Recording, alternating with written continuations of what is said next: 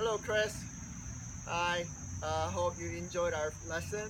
I hope it was a good gift, birthday gift from your wife. And I didn't want to, since it was gift from your wife, I want to give best service I can, make you happy, and it was worth a while. So thank you for coming in, and I was enjoying working with you. And I was so happy that I was able to answer your questions and help you with your little frustration and able to educate you a little bit. So this video is dedicated to you, so you can always go back and watch on YouTube whenever you need it. And I'm gonna talk about what we worked on and like what I saw in your swing and what we worked on and little drills that will help will you can use during your practice. So when we first I saw your when I first met you and when I observed your swing, I noticed that there's not much power. Only because that we weren't using much lower body. Every sports we have to engage our lower body. I know in the past where they say, oh, you gotta keep your body still and you gotta rotate your torso more and not so much with the leg. And that's yes and no, but any other sports, if you want to run fast, jump high, or swing faster, you always have to engage all parts of your body. But for your case, we weren't using your legs much. So when we take a backswing, what I noticed your swing was when we take a swing, I noticed that your leg wasn't turning, and so is your hip, and you're trying to turn with your torso and shoulder, and just swing through, and that it's not getting much power. During the lesson I explained to you that you're swinging like you're bunting in a baseball, not like you're trying to hit a home run.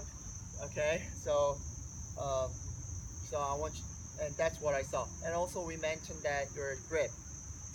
You say you're using a 10-finger grip because you thought that uh, you can have a more wrist action, but I told you that it's kind of opposite. Interlock grip, we noticed that because you can use your second leverage, which is from your wrist, and from the TrackMan, the data, we find out that you're actually increasing the speed. Okay, so which is a good thing, right? And I noticed, and I also mentioned that to you. In order to feel the solidness in the contact, your club speed has to be faster. Okay, if your club speed is low or slow, you're not gonna feel the solidness. Okay, but your swing is fast. Even though it's the same object, when you hit it, you're gonna feel more solidness when the swing is faster. Okay, so by saying that, what I want you to do and is that I want you to kind of engage your legs. I told you that this legs, when you swing it, I want this left knee to move forward, okay, and then feel like you're jumping up, okay, because at the top of your swing, you were able to lift your left foot, okay. It's not necessary. Don't get me wrong. I'm not trying to make you get the weight on the left like this. No, that's not what I'm trying to ask you to do. I just want you to feel that because the weight is moving in a circle, it's not to the right, left. It's actually moving in a circular. So by putting your weight here, if your weight is, if you take a backswing, you might feel the weight is on your left side, but actually you're on the right, because when you take a back, you notice that when the your knees come out, you notice that this hip is turned, okay? Then just jump and down, okay? And also, I mentioned your swing, we don't want our body to move forward, okay? This is least I want to do. Come here, take a backswing with the legs, boom, and just jump with the legs only, okay? And it will drop. But if you don't move, if we don't use our legs, start the down motion, what tendency is we go like this, okay? Which is over top, which is not in your case. I didn't say that. So take a backswing. So here's a drill. I want you to move your club using your hip and your knee. 1, 2, boom. Okay, try again. 1, 2, 3, boom. Okay, So I want you to really work on your rotating your hips and using your knees, okay? Then do that twice and go. Same thing. One, hold, and hold, okay? Now, the driver, I'm going to talk about driver now.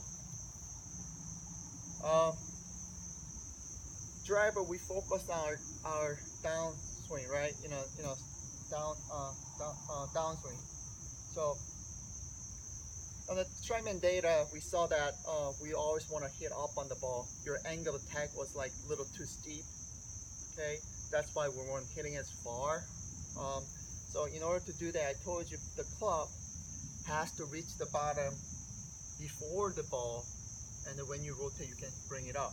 If your club is here, then your angle of attack will be steeper. Whereas when you're fully on top, then when you turn it, then you can still hit up.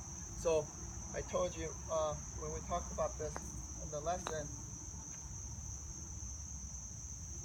what I have you do is take a backswing, once you like wrist cuff, like you're casting. Literally, yes, I'm asking you to cast, but you're not gonna do that when you're swinging. So just want you to feel that less holding your wrist, which help not to hit down on it so much. So take a backswing.